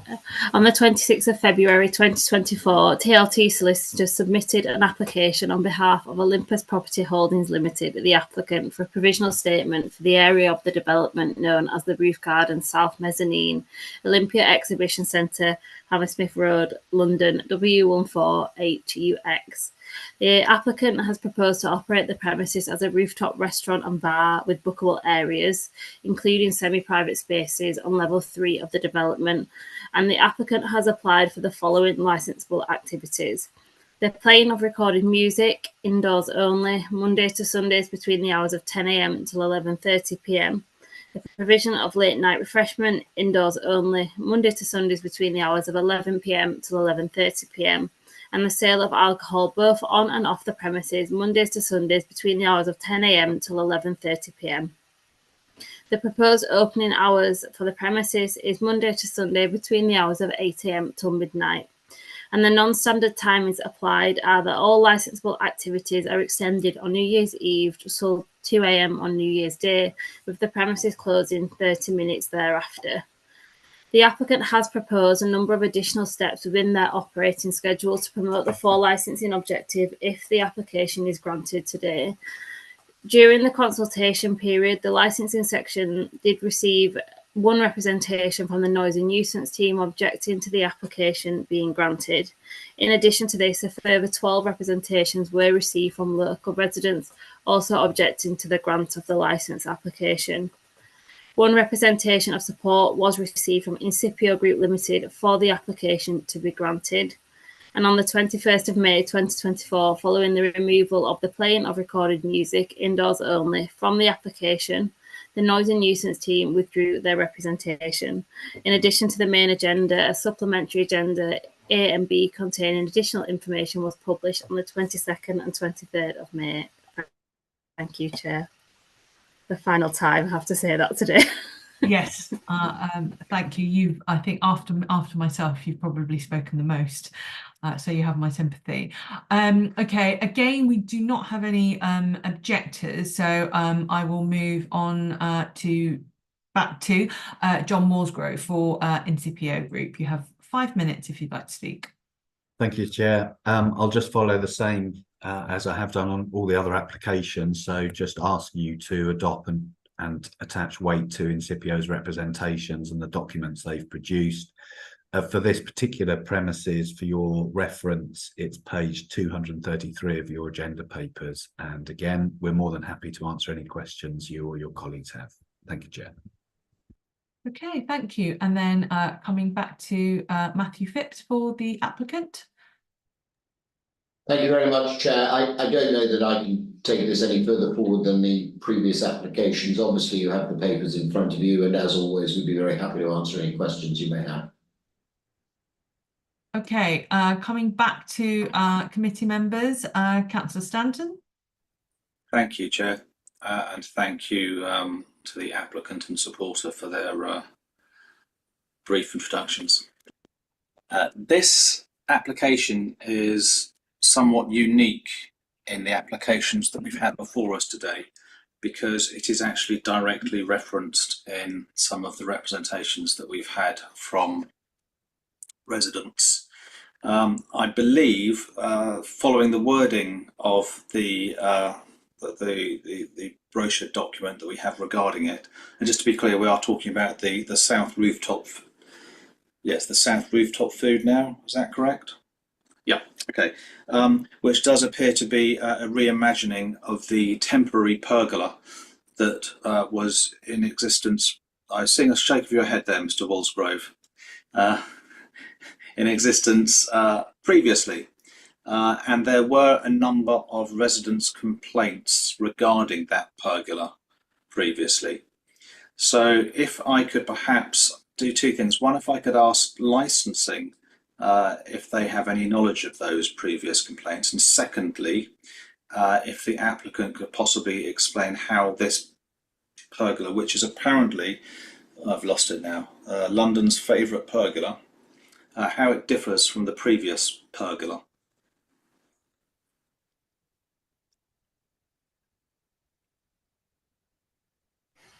I'll look into your question, Councillor. and get back to you. Just give me a moment. Thank you. I'll make one or two observations whilst Lorna's doing that, and then I'll ask Ed just to come in and give you a bit more detail. Thank you. Certainly the proposal for the mezzanine level is not to have any sort of similar style of premises to the pergola that was there before, which Ed can tell you about, which effectively was more of a pop-up than a permanent fixture, which this is going to be. Obviously, we saw in the residents' representations that they said they had made previous complaints, and in discussing that with Ed and the management team at Incipio, they certainly weren't aware of any residents having made complaints to them while they were operating there. And I actually raised it with Lorna through the environmental health team to establish whether any complaints had been made to environmental health. And certainly the response we had back was that they hadn't had any, but Lorna might be able to confirm that in due course. But that's my piece. Ed, can you just add in what is proposed for this mezzanine level, just to satisfy the councillors? Yeah, sure. Thank you, John. Thank you, councillors. I think just making reference back to Pergola Olympia, which was in operation some 4 or 5 years ago, that was very much a temporary operation. I believe it lasted for 2 years, and was very much a sort of meanwhile build, if you like, and it was up, like I said, just 2 years. Obviously, we saw the sort of comments that came back when we done the application, but for the South Rooftop Terrace, it's not going to be called a pergola venue, just to be very clear. I know when we submitted this, that was the name in there, but we have moved away from that. This is going to be more of a sort of premium rooftop experience, much more in line with sort of the National and the North Terrace. Plenty of seating. Again, music of a sort of background level to allow people to chat and so forth. Thank you. I guess that, I suppose actually that the residents wouldn't have seen this conceptual document, would they? Would they have seen this? I mean, it's they wouldn't have public. Yeah, they wouldn't have seen it when they made their representation. Oh, that's what I meant. They'd have only seen it afterwards. Yeah, because I guess the concern would be we're looking at something like 500 person capacity and the age range being 21 to 35 as the target audience, which to echo Councillor Kwan's earlier comment makes me feel a little old now. But from what I remember of those years, they were the years when perhaps I and my colleagues and friends were a little noisier than we are now. So I'm just trying to get a feel really for the activities that will be taking place and more importantly, what mitigation there is in terms of structure to prevent noise egress in the way that it would appear was previously experienced by residents. So if I cover off sort of physical construction of the space, so as Ed said, the pergola on the roof was very much sort of plastic, temporary facades. Therefore, there was more potential for noise breakout. This is a permanently built building with double glazing, proper doors, closers, attenuated plant, all of those sort of features that wouldn't have happened before because of the nature of that being a pop-up. So that's certainly physically why this is very different from that. And in terms of operating the space, we certainly have discussed this in the past with Ed and his group about sort of change in approach in terms of how it would be operated. Ed, anything you want to add on that bit? No, I think that's very well put, Dom. I think just want to make sure my music was on. Sorry, apologies. No, I'm on.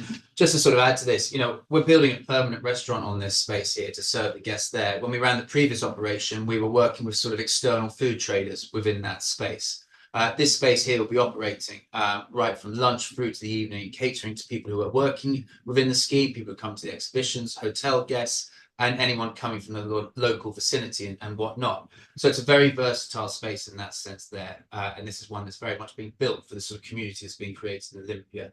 It's very different from what the venue we had previously, which was sort of very destinational in nature. And as you say, it was sort of a temporary meanwhile build. This will not have semblances to what we did previously on a meanwhile basis. This is a much more premium, refined drinking and dining experience. As can be seen in the fact that we are, it's a 20-year lease, and we have the opportunity here to build something that's pretty special, which previously wasn't something we were able to do. Well, sure, thank you. So just to be clear on the structure, you're saying double glazed windows. It's open top, but with a glass surround. Am I imagining that correctly? There's a solid roof. Solid roof. Yeah. Okay. So, Sorry, is it Terrace. We talk about Terrace. Will mezzanine? south rooftop. rooftop. Sorry. Okay, my bad. Yeah. Okay. Are we?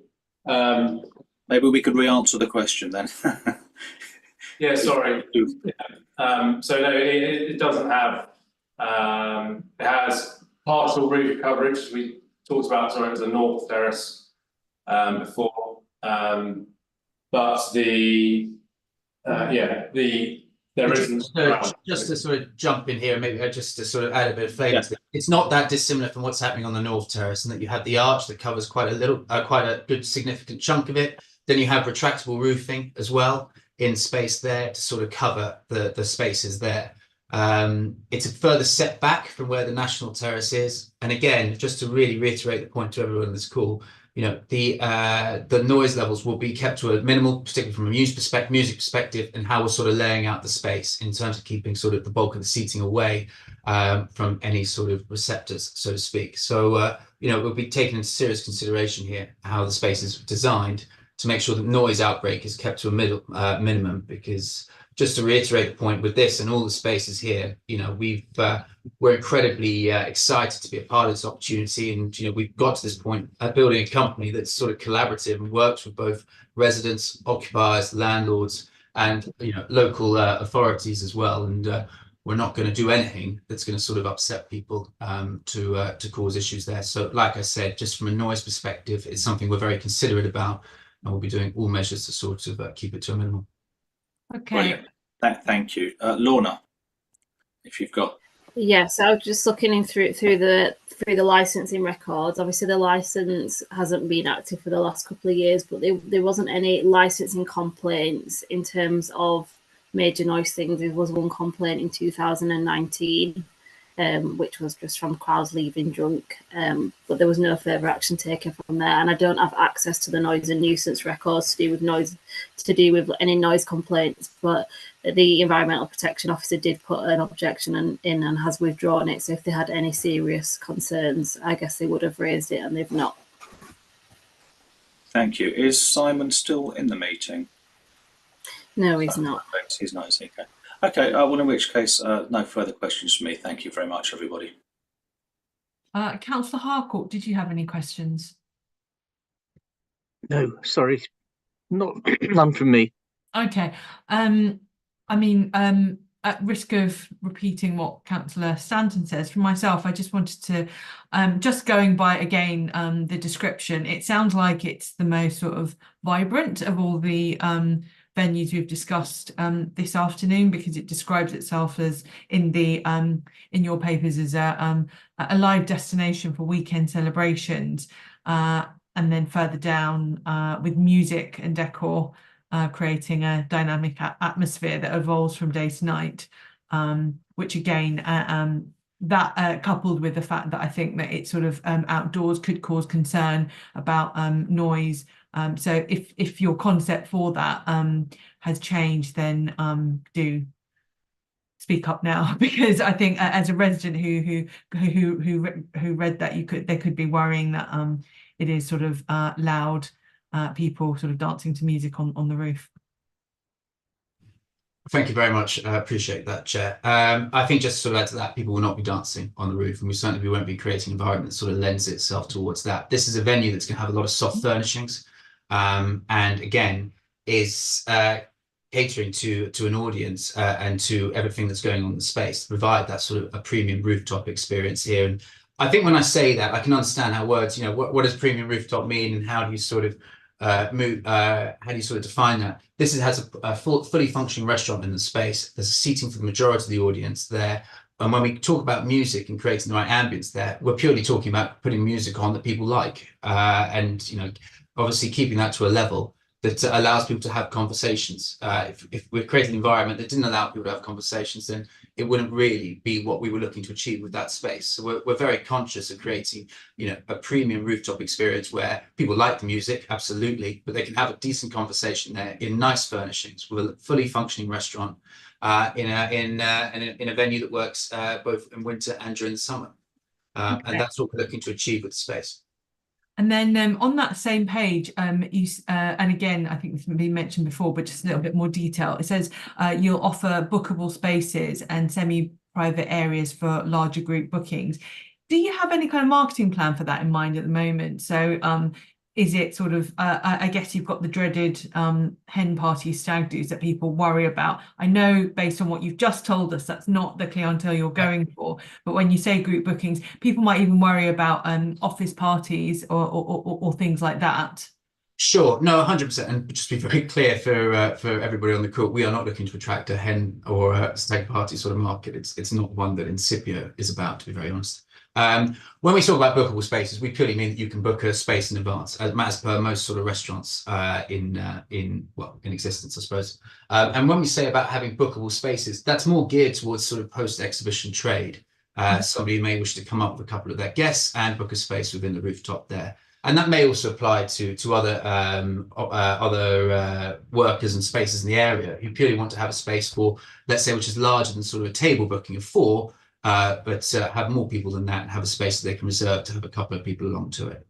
Okay, yeah, as I said, I just wanted to check the sort of marketing plan if you had it.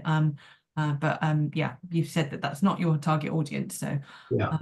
Okay, there aren't any further. I don't have any further questions. And I don't think either of the other committee members do. So I'm sure you're very happy to know that we're coming up to the summing up. Licensing officer, Lorna, do you have any anything further you'd like to sum up on? No, nothing, Chair. Thank you. Okay, no objectors. Back to you, John. Final opportunity for sum up for this particular application. I think on this application, I will just say something because obviously those concerns were expressed. I think I'd just like to reinforce the kind of more lawyerly position. I think Ed's described the position from the operator's point of view that it's going to be entirely different from the previous incarnation of Pergola there.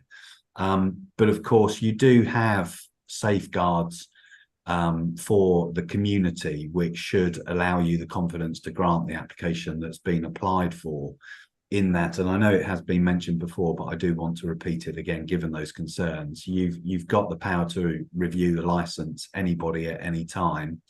There's also the Environmental Protection Act. So there's your own environmental health officers can take action under the Environmental Protection Act were there to be any public nuisance created from this premises. And of course, this came under consideration in the planning applications. So the issues of noise and how it's going to impact the local community has already been dealt with in the planning application and approved. And, given that your own environmental health officer has now withdrawn his objection, which obviously didn't want the late music going beyond 11 o'clock, I would ask you to attach weight to his expert view that this premises, if properly managed, and we assure you it will be, can be as big an asset as the other venues. Thank you, councillors. Thank you. And last but not least, for the summing up, I come back to Matthew Fitz. Thank you, councillor. I will make a couple. It shouldn't come as any great surprise. I'll make a couple of comments if I may. John has addressed you on a number of the sort of solicitory points, and I'll adopt those. But could I just make a couple of observations? The first is just from the formality of it, that when the application was submitted and when the representors observed the application as submitted, it incorporated regulated entertainment. and you will see that dotted through a number of the representations, and obviously that part has been withdrawn. And inevitably in withdrawing that part, then Ed and his team will reflect on how to operate absent that. The second point to make is just in respect of the pergola operation, or I think Lorna mentioned there was one complaint in 2019, but it hasn't been our understanding, and certainly John and I have spoken about it before now, that there was anything approximating a level of complaints or concerns that perhaps was suggested. The old premises was effectively on the top of the car park, cheek by jowl with residents, whereas this is obviously positioned somewhat differently. It is back from the National Terrace. It is perhaps not directly in the middle of the 11-acre site, but it's certainly predominantly in the middle, and you will be familiar with all the buildings that are around it. Not least the canopy that sits across a significant proportion of the space itself. And whilst we're entirely respectful of the concerns that have been articulated, we as applicants are confident and comfortable with Ed and his team and their professional operations going forward. And I suppose I default to the comment I've made before now, that such risks or concerns as there may be are more than adequately attended to by all of the enforcement protocols and procedures that the various officers and indeed residents have at their disposal. And then I suppose to perhaps finish with the same point that John made, but one I'm bound to make, you needn't take my word for it, the responsible authorities agree that that is the appropriate way to take this forward and offer no objection. So I'm inviting you to grant it. Thank you very much. Well, that's the end of the summing up, and not quite the end of the hearing, but we are going to go. Sorry, Chair, just to interrupt you. Oh, Councillor sorry. Harcourt's got his hand raised. Councillor Harcourt, apologies. Thank you very much. Nothing of any consequence, but just one thing. Could somebody enlighten me as to when all these venues are likely to open? It's not in any of the paperwork or anywhere. Sure. So not necessarily all at the same time, but somewhere between March and June next year. So by this time, 12 months, then hopefully Ed and team will be operating. Okay, lovely, thanks. Thank you. Okay, so the committee will now retire to take its decisions in a separate meeting room. You are welcome to remain in the meeting to hear the committee's decision, but if you don't want to wait, a summary decision will be published on the council's website tomorrow morning. Can I ask the members to turn off their videos and mute their microphones and join the private Teams meeting for deliberation?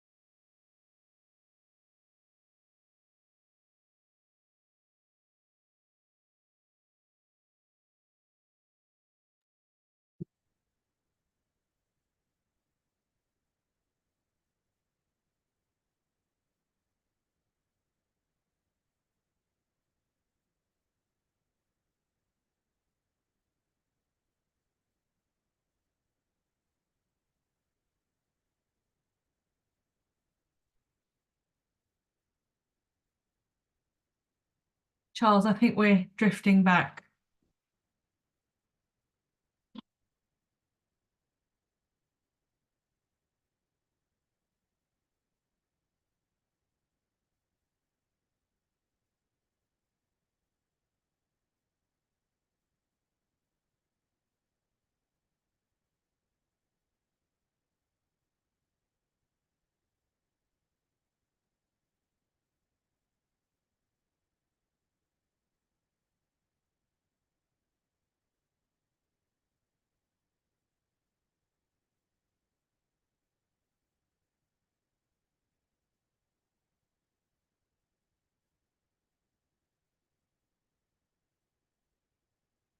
Charles, are you there?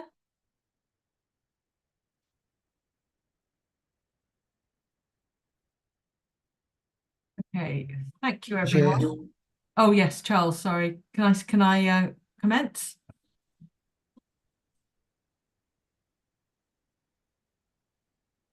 Sorry, Emmanuel isn't on the call at the moment. Okay. He was with us. He's just joining now. Yeah. Yes, you can proceed with the decision now, Chair. Great, thank you very much. Thank you everyone for your patience. We've made it right through to the end. I know you've heard a lot from me today, but unfortunately you have 3 more decision letters that I'm going to read out. So thank you again for your patience. We have got a decision. I'll start with number 4, the summary decision of the licensing subcommittee for the London Borough of Hammersmith and Fulham for the Roof Garden North Terrace Mezzanine Olympia Exhibition Centre, Hammersmith Road, London, W14 8UX, hereafter known as the premises. The committee has considered an application for a provisional statement for the following licensable activities under the Licensing Act 2003, hereafter known as the application. This is for the provision of late night refreshment, indoors only, and the sale of alcohol both on and off the premises. In summary, the committee decided, after taking into account all of the individual circumstances of this case and the promotion of the 4 licensing objectives, to number 1, grant the proposed hours. The premises is open to the public as follows: Mondays to Sundays between 8 AM to midnight. Number 2, grant the proposed hours for the provision of licensable activities as follows: the provision of late night refreshment, indoors only, Mondays to Sundays between 11 PM to 11:30 PM. The sale of alcohol both on and off the premises, Mondays to Sundays between 10 AM to 11:30 PM. And seasonal non-standard timings, all licensable activities extended on New Year's Eve to 2 AM on New Year's Day, with the premises closed 30 minutes thereafter. Number 3, attach the proposed conditions by the applicant. The licensable activities granted as referred above would come into effect when an application for a premises licence will be submitted and approved by the council. The premises construction shall be completed in a manner which substantially complies with the schedule of works referred to in the application and the accompanying plans. A copy of this committee's full decision, including setting out details of this decision together with its reasons, will be sent to the parties forthwith. If the applicant or any person who has made a relevant representation is unhappy with the terms of the provisional statement issued, they are entitled to appeal to the Magistrates' Court within 21 days from the date of notification of the full decision. Thank you. Now, turning to the decision for number 5, application number 5, which was the Roof Garden South Terrace. Sorry, bear with me. Okay, the summary decision of the Licensing Subcommittee for the London Borough of Hammersmith and Fulham for Roof Garden South Terrace Olympia Exhibition Centre, Hammersmith Road, London, W14 8UX, hereafter known as premises. The committee has considered an application for a provisional statement for the following licensable activities under the Licensing Act 2003, hereafter known as the application, for the provision of late night refreshment, indoors only, and the sale of alcohol both on and off the premises. In summary, the committee decided, after taking into account all of the individual circumstances of this case and the promotion of the 4 licensing objectives, to number 1, grant the proposed hours. The premises is open to the public as follows: Mondays to Sundays between 8 AM to midnight. Number 2, grant the proposed hours for the provision of licensable activities as follows: the provision of late night refreshment indoors only, Mondays to Sundays between 11 PM to 11:30 PM, and the sale of alcohol both on and off the premises, Mondays to Sundays between 10 AM to 11:30 PM. For seasonal non-standard timings, all licensable activities extended on New Year's Eve to 2 AM on New Year's Day, with the premises closed 30 minutes thereafter. Number 3, attach proposed conditions by the applicant. The licensable activities granted as referred above would come into effect when an application for a premises licence will be submitted and approved by the council. The premises construction shall be completed in a manner which substantially complies with the schedule of works referred to in the application and accompanying plans. A copy of this committee's full decision, including setting out details of this decision, together with its reasons, will be sent to the parties forthwith. If the applicant or any person who has made a relevant representation is unhappy with the terms of the provisional statement issued, they are entitled to appeal to the Magistrates' Court within 21 days from the date of notification of the full decision. And last but not least, number 6, which is the London Borough of Hammersmith and Fulham summary decision of the Licensing Subcommittee for the Roof Garden, South Terrace, Mezzanine at Olympia Exhibition Centre, Hammersmith Road, London, W14 8UX, hereafter known as the premises. The committee has considered an application for a provisional statement for the following licensable activities under the Licensing Act 2003, hereafter known as the application: for the provision of late night refreshment indoors only, and the sale of alcohol both on and off the premises. In summary, the committee decided, after taking into account all of the individual circumstances of this case and the promotion of the 4 licensing objectives, to number 1, grant the proposed hours the premises is open to the public as follows: Mondays to Sundays between 8 AM to midnight. Number 2, grant the proposed hours for the provision of licensable activities as follows: the provision of late night refreshment indoors only, Mondays to Sundays between 11 to 11:30 PM. The sale of alcohol both on and off the premises, Mondays to Sundays between 10 AM to 11:30 PM. And for seasonal non-standard timings, all licensable activities extended on New Year's Eve to 2 AM on New Year's Day, with the premises closed 30 minutes thereafter. Number 3, attached proposed conditions by the applicant. The licensable activities granted as referred above would come into effect when an application for a premises licence will be submitted and approved by the council. The premises construction shall be completed in a manner which substantially complies with the schedule of works referred to in the application and the accompanying plans. A copy of this committee's full decision, including setting out details of this decision together with its reasons, will be sent to the parties forthwith. If the applicant or any person who has made a relevant representation is unhappy with the terms of the provisional statement issued, they are entitled to appeal to the Magistrates' Court within 21 days from the date of notification of the full decision. Okay, and that concludes this afternoon and this day's Licensing Committee hearings. Thank you everyone for your patience. I understand some of you are coming back tomorrow. I won't be here, but I wish you a good Licensing Committee hearing for tomorrow. Thank you all for watching or attending this meeting, and this concludes the meeting. Thank you very much for your time, everybody. Thank you.